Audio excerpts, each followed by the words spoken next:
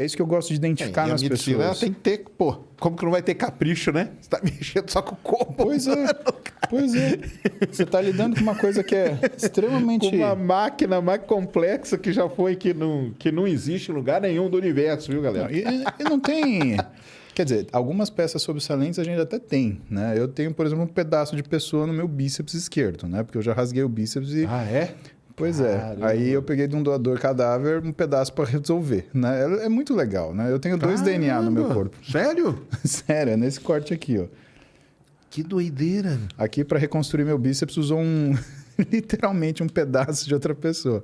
Legal, né, cara? Não, legal, né? É engenharia, né? Engenharia médica, você pode dizer, né? Quando, por exemplo, eu apronto alguma das minhas em casa, eu falo, não, foi o Zé. Que é o cara que tá vivendo no meu bíceps por enquanto, né? É um alter ego aí, ó. Exatamente. Se eu preciso dar um belisco na bunda da minha mulher, ela vai gritar comigo. Eu falo, foi o Zé. O Zé vive no meu bíceps. Zé, para, Zé. Parem. Eu já falei pra você. Então, eu ganhei essa desculpa hoje, né? Mas Perfeito. a gente não tem replacement parts aí com facilidade. Então, você tem que fazer as coisas... Mas você acha que nessa parte aí, você acha que vai evoluir? Eu acho que vai evoluir muito. A gente já tá na fase de imprimir órgão já. Então, porque assim, na sua área que é medicina esportiva, né? Pode dizer, né? Que é, né? É muito importante, né? Ter as partes sobressalentes, eu falo. Tipo, por exemplo, prótese de...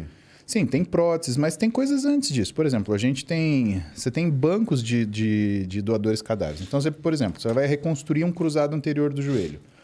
Você pode pegar... Tem banco disso, Você cara? tem banco Olha, de tecido. Né? Você tem banco de osso. Você tem isso hoje à disposição. Cara, é muito legal. É caro, né? Só para o pessoal ter ideia, né? Quanto que eu paguei para ter esse pedacinho do Zé no meu braço? Foi R$5.000. Caramba. Mas a tendência é disso popularizar. Isso aí, eticamente, tem alguma questão, assim? Ou teve alguma briga disso? Só de você ter o termo de doação. Né? Tá, então, tudo bem, entendi. Tem isso daí, mas depois tá começou a usar sem problema nenhum. Né? Agora, a gente está na fase de impressão de órgão. O que eu acho que vai ser a medicina? Eu vou fazer uma previsão, cara, que, sei lá, é meio mágica, tá? Mas, pela definição, o que é mágica? É um processo científico tão complexo que você ainda não tem tecnologia para entender agora. Exatamente. Né?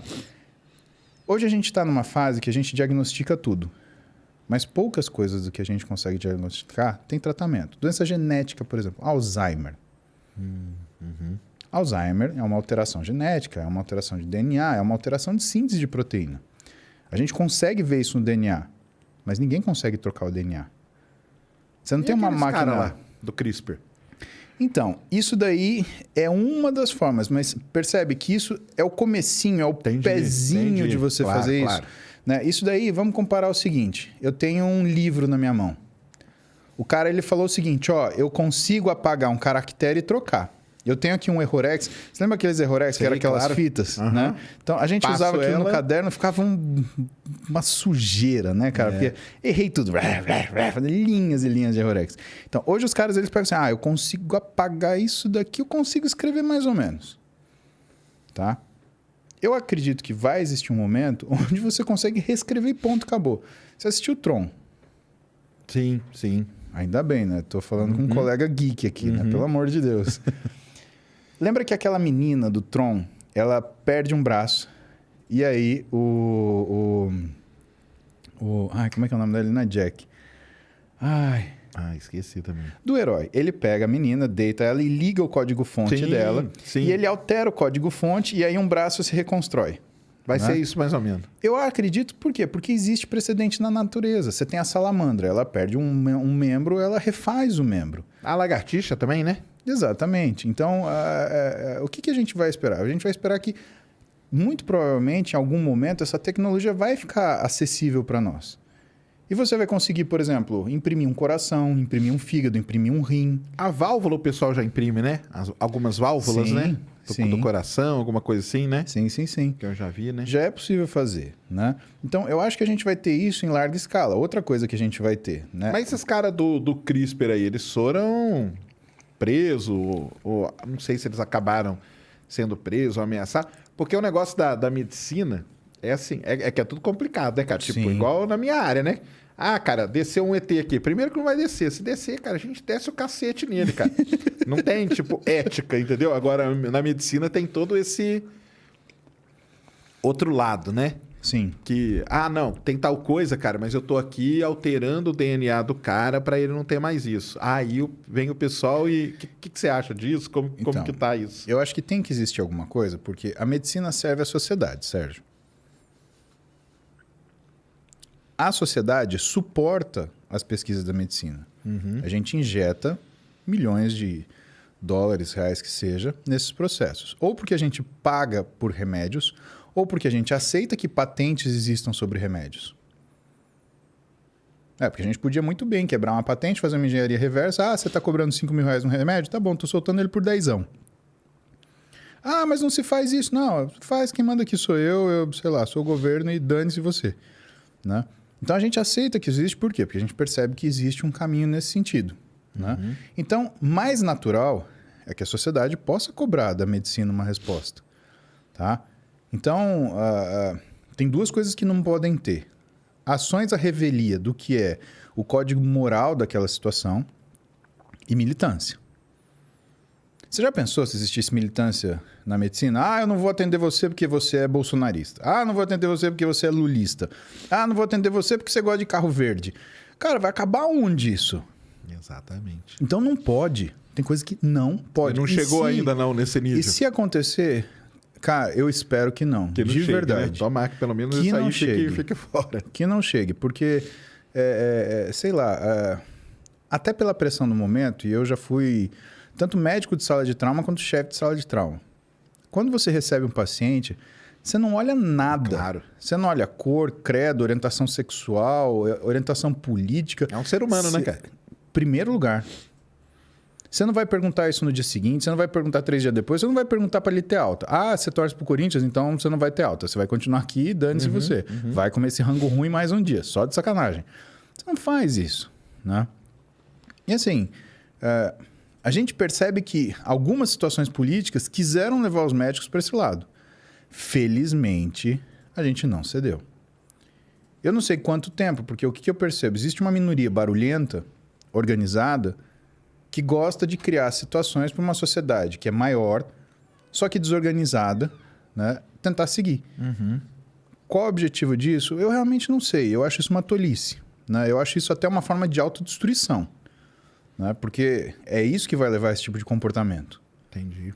Porém, eu percebo também que quando a gente lida com uma coisa tão delicada quanto os rumos da medicina, você tem que ouvir todo mundo. Sabe, a gente fala muito hoje sobre direita e esquerda, né? E eu acho que hoje não tem uma questão de direita e esquerda, né? Se você for ver na história o que era direita e esquerda, primeiro você tem que voltar para o tempo do rei, que era o sujeito que era divinamente empossado. Então, quem é o rei? É o cara que Deus escolheu. Quem que está à direita? Os nobres, que não trabalham e vivem dos impostos, porque eles têm a promessa de que se entrar em guerra, eles põem a cara deles na frente. Quem que é a esquerda? É a burguesia, são os operários, são os donos de fazenda. Né? Ou seja, é todo mundo que produz. A esquerda é a área produtiva e a direita? A direita são os nobres. Se você transpor... O que é essa situação? Hoje, para um país capitalista que nem o Brasil, primeiro, você não tem rei. Você já começa aí. Quem que é a direita? São os políticos, porque eles são os nobres na nossa terra, querido. Exatamente. Eles chupam o nosso sangue até o que dá, come lagosta na nossa cara e depois falam, olha, acho que vocês vão ter que comer menos, né? Porra. E quem que é a esquerda? Pô, a esquerda sou eu, sou você. É todo mundo que trabalha e produz alguma coisa. Então, não tem essa discussão direita e esquerda. O que tem é que você identificar na sociedade quem é que está jogando o país para frente, quem está jogando o país para trás. E quem está jogando o país para trás? Por quê? É ignorância ou é interesse específico e escuso? Isso aí. Esse é o problema. E isso existe de tudo que é lado. Você tem gente jogando o país para trás, de direita, de esquerda, de centroavante, de lateral, de back. De todos os lados mesmo. Assim como você tem gente pensando para frente. Exato. Né? E eu acho que olhando isso, a coisa fica mais fácil de você entender quem você vai confiar, que tipo de país você quer para você. E dentro disso, que tipo de medicina você quer para os seus filhos também. Exatamente. Porque a gente dá um jeito. E o filho da gente? Quem vai cuidar? quem vai ser, por exemplo, a obstetra das minhas filhas? A próxima geração que vem aí, né? Isso que você... Que eu faço questão que seja aí excelente. O Interligas ajuda nisso, né? Essa você está preparando para o futuro, né? Você pode falar até que é um motivo egoísta, né? Fala, pô, Paulo, você está preparando quem vai ser o obstetra da sua filha, cara? Mas você está usando um motivo pro bem geral, né? Vamos dizer assim, né? Então é maneiro demais. Então, é nisso que eu acredito, assim. Para mim, o Interligas, até voltando para o Interligas, ele é uma forma de enxergar o mundo. É uma forma de eu devolver para o aluno aquilo que eu queria ter. É a nossa primeira pergunta. Por que você fez medicina? Você me perguntou. É a mesma razão porque eu fiz o Interligas. Porque aquilo é uma ferida minha. Entendi. E eu tenho que respirar fundo porque, cara, quando eu entrei na faculdade, eu nunca tive um médico na família. Ninguém que me orientasse. Eu queria fazer medicina porque eu tinha uma ferida. É um negócio seu mesmo. E sabe, eu pude observar meu irmão ter... O pouco que eu pude falar para ele, porque nós temos uma diferença de idade muito grande, são 10 anos, ele aproveitou e hoje eu, pelo menos, acho que ele é um médico muito melhor que eu. E eu fico pensando se com a minha vontade eu tivesse tido alguém. Então, o que a gente dá para as pessoas? Sérgio, a gente dá para as pessoas o que a gente tem dentro, o que a gente queria. É isso que a gente dá. O que eu dou para essas mais de 21 mil meninos aí? E que eu quero que chegue a 40 mil, 60 mil, 100 mil. Se eu puder dar um pouquinho para todo estudante da área da saúde brasileira, eu vou dar. Feliz. Porque era o que eu queria ter. Era alguém que falasse para mim, vai firme, coragem. Que às vezes é ruim, mas sempre termina bem. E se eu puder fazer isso por esses moleques, cara...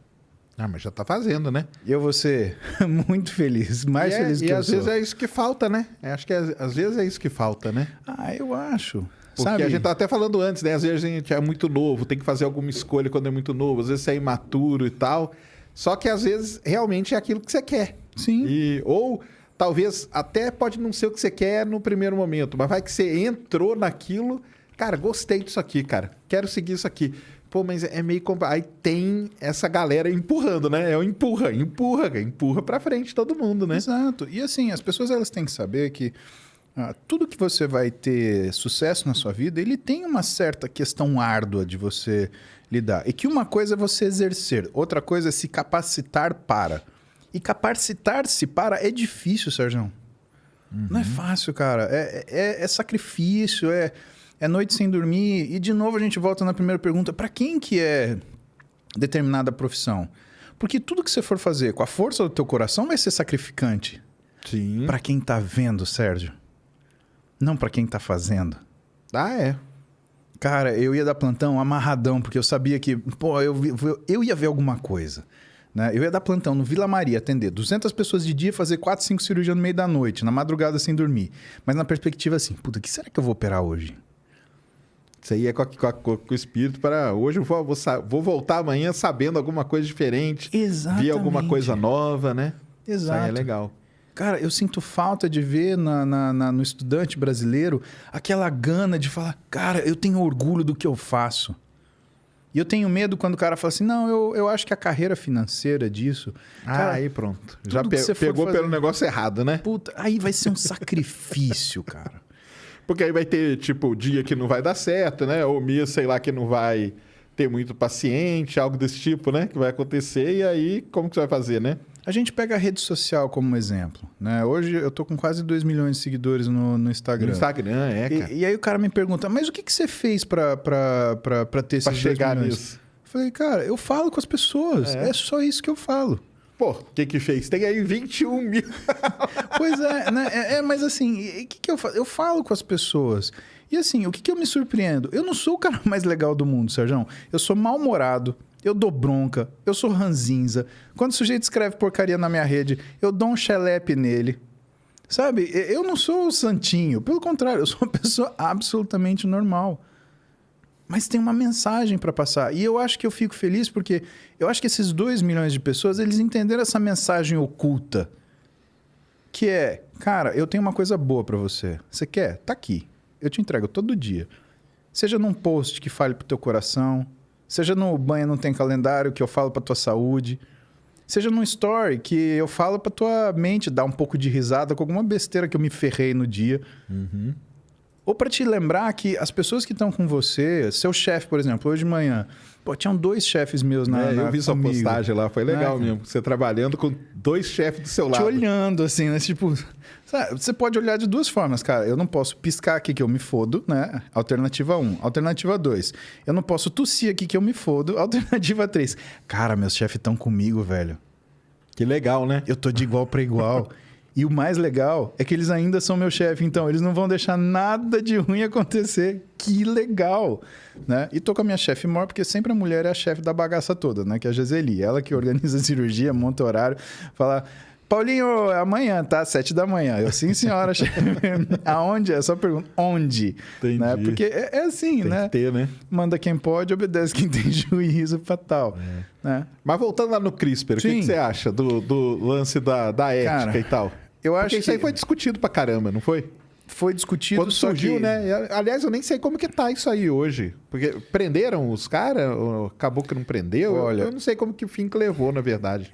Isso ficou nebuloso. Porque foi né? na China também, né? Então pode ter acontecido qualquer coisa que nós vamos ficar sabendo. Então, o negócio de acontecer na China, que é aí que eu ia tocar, nenhuma informação lá é 100%. Exato. Então alguém pode falar assim: não, eles estão aqui felizes trabalhando, cadê a foto? Foto? Não, acredita na gente, tá tudo bem. A foto tá só na nossa rede social, que só pode acessar se estiver na China. Exatamente. Você tem, aliás, e essa foto tá com uma criptografia que você, para acessar, aliás, você tem que participar de determinados grupos especiais. Aí você vê a foto dos caras. Então, não é o lugar mais ajustado para isso. Agora, se você me perguntar, o que você acha? Você acha que tem que prender? Não. Eu acho que as coisas elas têm que direcionar. É aquilo que eu te falei, né? E não é controlar, é direcionar. Fala, vai para esse lado, né? Como, porque por exemplo, o medo do pessoal é o quê? É tipo virar uma arma? Sempre na medicina, sempre na medicina, quando você lida com manipulação de material genético, é o medo do weaponize. Né? Como que você vai transformar isso? Né? Então são essas teorias conspiratórias que surgiram para o cara lá americano, eu sempre esqueço o nome dele, tem um nome esquisito, que falaram, não, por que você foi pesquisar isso no laboratório tal? Né? Por que você foi estudar esse vírus? E por que esse vírus agora atacou o humano? Por que está acontecendo? Cara, eu acho que quando a gente tem um problema da magnitude que a gente teve, isso daí é secundário. A primeira coisa é resolver. Vamos resolver? Porque procurar culpado nunca funcionou na vida. Vamos resolver. Tá? Depois, vamos entender o que está acontecendo que faz com que isso aconteça. E vamos regularizar isso daí. Vamos criar um método para isso ajustar. Sabe, o progresso ele não pode ser detido pelo medo. Porque senão cai o seguinte, né? Olha, isso é um palito. Tá? Isso a gente usa para comer. Uma pessoa maluca podia entrar aqui e enfiar esse palito pelo meu nariz, chegar na minha hipófise, rodar no meu cérebro e me matar? Podia. Agora, entre a gente comer e um maluco enfiar isso no meu nariz e sair na minha hipófise, é uma grande distância. O carro serve para a gente levar em outros lugares. Pode o sujeito fazer uma corrida de rua e atropelar uma pessoa e matar uma pessoa? GTA na vida real, né? Pode. Mas vamos banir carro por causa disso? Então, o que mata? Né? Mata o uso que a pessoa... Então, o que mata é o que está aqui dentro. Então, a gente não cuida das tecnologias, a gente cuida das pessoas. E se as pessoas elas não tiverem capacidade moral ou cognitiva de tocar uma coisa, Sérgio, então que a gente afaste essas pessoas disso, mas não punir, prender. Cara, você não vai trabalhar com isso. Ué, um médico, ele comete erro médico e cria uma situação onde ele piora uma pessoa, dependendo do que for, ele é caçado, ele perde o dinheiro de praticar medicina, o direito de praticar medicina. Né? Aliás, todos os conselhos profissionais, eles têm um código de ética onde, se existe uma falha muito grande, mostra que esse cara não serve para aquela profissão. Se ele não serve para aquela profissão, então que ele não vá fazer, ele não tem o direito de exercer. Você não vai parar aquilo. de fazer aquele tipo de cirurgia por conta disso. Você vai afastar quem usou da maneira errada, né? Exatamente. É isso que é o discernimento. Né? A gente vê que existe uma... É como se fosse uma tentativa de tirar a culpa do ser humano e colocar no procedimento que é inerte e não é ativo. Né? É um procedimento. E que se não fosse aqueles caras lá, daqui a pouco são outros que vão aparecer e outros também. Exatamente. E outra coisa também, a utilidade no final, acho que vai ser muito maior do que qualquer outra coisa, cara, né? Se você domina o que é transcrição de DNA, você pode fazer de vacina até fazer um órgão. Você pode fazer um coração de um cara que ele não encontra um doador viável. E detalhe, você resolve o problema da rejeição. Porque você está fazendo na base do DNA dele. Na base, né? No código, né? Exatamente, você está fazendo no código dele. Então, sabe, matou a rejeição, acabou. Não vai ter ninguém sofrendo porque está num processo de tratamento para cuidar de enxerto. Né? Então, não tem esse problema. É uma coisa que a gente precisa avançar. E precisa avançar rápido, cara. Sabe, o pessoal fala que é por conta disso que a humanidade ela está avançando, ela está criando problema. Cara, eu não vejo isso. O número de seres humanos na Terra não interessa. Interessa qual é a orientação desses caras. Porque se forem 6 bilhões de pessoas que são preocupadas com a natureza, que são preocupadas com o próximo, que são preocupadas com o desenvolvimento humano, isso é bom. Agora, pega, por exemplo, Segunda Guerra Mundial, Primeira Guerra Mundial. Quantas pessoas eram? 2 bilhões? Era 1/3 do que a gente tinha hoje que queriam acabar com o planeta. Exato. Foi a época que a gente desenvolveu bomba atômica, foi a época que a gente fez uma corrida armamentista que podia destruir a Terra, sei lá, 10 mil vezes a quantidade de ogiva nuclear que tinha, né? E que tem ainda hoje, mas que foi fabricado aquilo, foi com muito menos gente e com um impacto social muito maior. Então o problema não são a quantidade de pessoas. Porque a superpopulação... Cara, não é isso. É que condição que essa população vive. Que medo que ela enfrenta. Que escassez que ela enfrenta. Uhum. Né? Eu acho que falta lidar isso com um nível de inteligência maior. Eu acho que o que vai aumentar no ser humano é a capacidade de reconhecer as situações. É que tudo é muito novo. Pega o seguinte... Tecnologia, tá? Os nossos pais, eles conheceram tecnologia, né? Eles conheceram o telefone celular. Eu e você nos adaptamos à tecnologia, porque quando a gente era moleque, para fazer um interurbano, tinha que ligar para telefonista e, cara...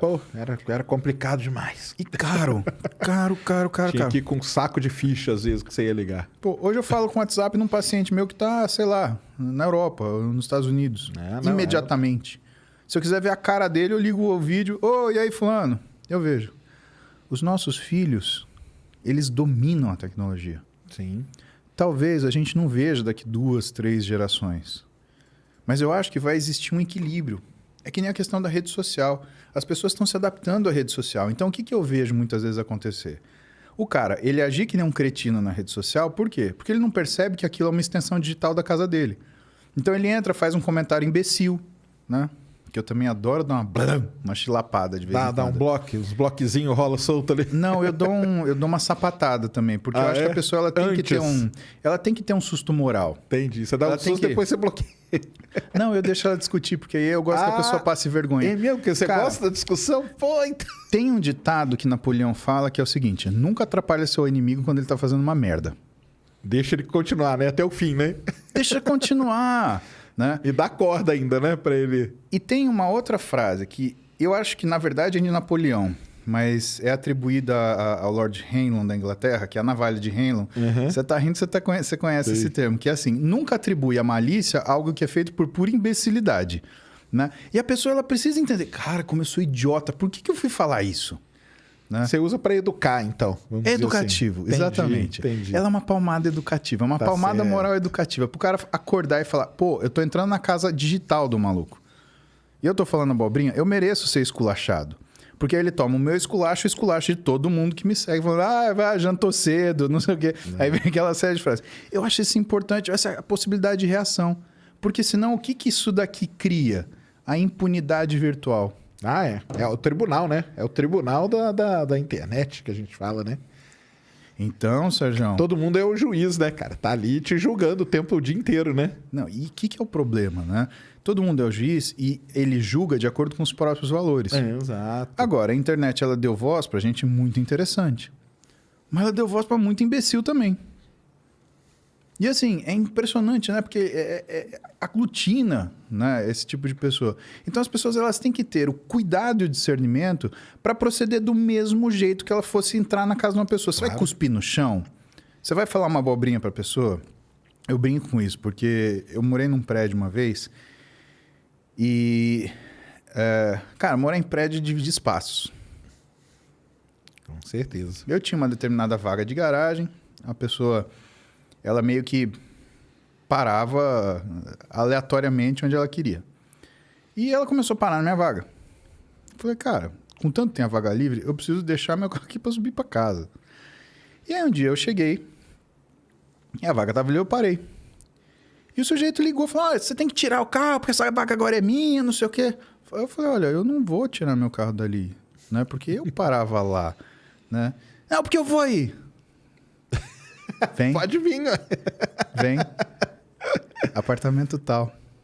Aí na hora que ele abriu a porta... Quando eu abri a porta, cara, eu vi a orelha do caboclo murchar assim. E eu sou um cara pacífico, Sérgio. Entendi. O problema é que eu sou um cara pacífico, né? Mas é aquela coisa do vislumbre. Assim. Claro. Ele abriu um sorriso. Boa tarde, né? A coisa já deu uma miada. Miau! Eu falei, boa tarde. Eu sou seu vizinho. Eu falei, muito prazer, Paulo. Uhum. O que eu posso te ajudar? Não, sobre o carro, eu queria saber que... Tudo bem, né? Se... Pode parar, para ali à vontade. Eventualmente, se você não tiver... Eu posso parar na sua vaga? Eu falei, claro, sem problema nenhum, como você sempre fez. Eu só não vou tirar agora, porque eu acho que é desnecessário, né? A gente pode dividir a mesma coisa. Pois não, foi um prazer, Paulo. Eu sou o fulano de tal. Se você precisar de mim, apartamento tal. Muito obrigado. Também estou à disposição. Sabe, é aquela coisa da pessoa ela ser beligerante quando ela acha que ela vai ganhar. Né? Ou no grito, ou na agressão. E de repente ela encontra um muro na frente dela e fala... Exatamente, é isso mesmo. Aí tem as vantagens, né? Será que... Né? O que eu faço? Abaixo a calça? Né? O que eu vou fazer agora? Né? Faça amizade. Faz amizade. Pra que chegar as coisas nesse ponto? Então, é esse nível de desenvolvimento humano que a gente enfrenta hoje. E o que a internet fez? A internet tornou as pessoas assim? Não, ela expôs, Sérgio. Ela mostrou o que é a natureza humana. Ela é beligerante, ela é invejosa, ela deseja mal. Isso mesmo, aflorou tudo isso, né? E aquilo que eu busco, por exemplo, naquilo que é a minha rede social, é separar essa galera. Porque o que eu falo pra eles? Eu falei, gente, eu sou desse jeito.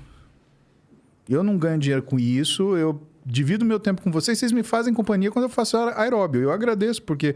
Cara, como eu odeio fazer exercício aeróbio, é chato pra caramba. Cedinho, né? Que você faz com as lives lá, eu já vi algumas das suas lives lá. Cedinho, né? Então você imagina, eu preciso de gente me fazendo companhia, Sérgio, pra trocar ideia. Não, assim, pra fazer exercício deve ser bom isso, né? Sim, porque isso me ocupa a mente. Né? Passa mais rápido. Até porque, assim, exercício aeróbio, não sei se você teve essa experiência. É como se fosse um wormhole. Tá? Entendi. Você sobe na esteira e passou meia hora. Quando você olha no cronômetro, passou 12 segundos. Cara, como é que uma coisa pode ser assim, né? Você sente que você tá lá uma eternidade. Aí, se de repente, 13... Uma hora depois... O tempo passa 14. diferente, né? Cara, tem um warp ali que é um negócio que... Sabe, só um wormhole para explicar o que significa uma esteira, uma bicicleta sendo feita a 65% do consumo máximo de oxigênio. Então o pessoal me faz companhia. Foi bom, já que vocês vão me fazer companhia, deixa eu entregar alguma coisa para vocês. E você consegue falar com os caras ainda, fazendo ali, numa boa, né? Pois é. Então é uma troca. Então o que eu tenho na minha rede social? Eu tenho gente que divide valores, gostos... divide opiniões comigo. Então, são pessoas que seriam meus amigos se a gente convivesse junto. Eu respeito muito isso. O que não quer dizer que a gente discorde de outras coisas, como os nossos próprios amigos fazemos. Só que é um modo diferente que a sociedade inventou, que é um modo digital. Agora, não é porque é diferente que não existam regras. E se essas regras, mesmo que elas sejam non-spoken, boa educação é que nem canja. Não faz mal para ninguém. Exatamente. Não, tem que ser...